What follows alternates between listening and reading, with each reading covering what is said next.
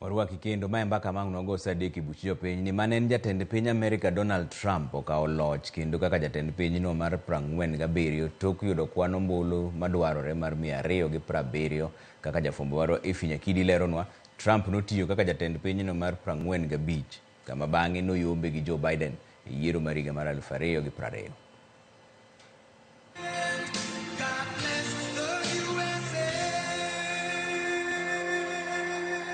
Giko en Donald Trump okawo telo kaka jatend piny Amerka mar 47 tok yudo ombulu 276 kipimo gi 223 mag Kamala Harris.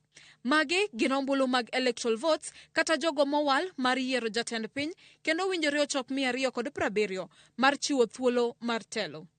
Trump bende otele ombulu molut gi jopiny midendo ni popular votes ma bende en achiel kuom gigo mane konyo yango jaloch. Motelo nema, Trump nyolose gwenge ma West Palm Beach, Florida.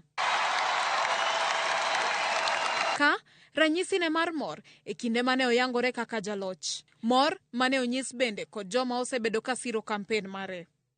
Trump nosingo mar chwalo nyime dongruok e piny Amerka moloyo to rango weche mag osuru kod keto arita makare ahinya to e tong' duto mag pinyno.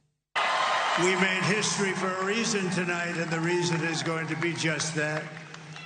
We overcame obstacles that nobody thought possible, and it is now clear that we've achieved the most incredible political thing. Look what happened. Is this crazy? We're going to help our country heal. We're going to help our country heal. We have a country that needs help, and it needs help very badly. We're going to fix our borders. We're going to fix everything about our country.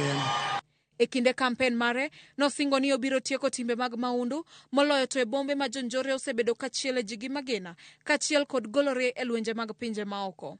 Trump nochungi duond bura mar Republican, ka Harris to nochungi duond bura mar Democrats. Piny ngima koro rito mar neno ni Ted Trump dochalo nade kuom higni 4 mabiro. Ifinyakidi, Ramogi TV.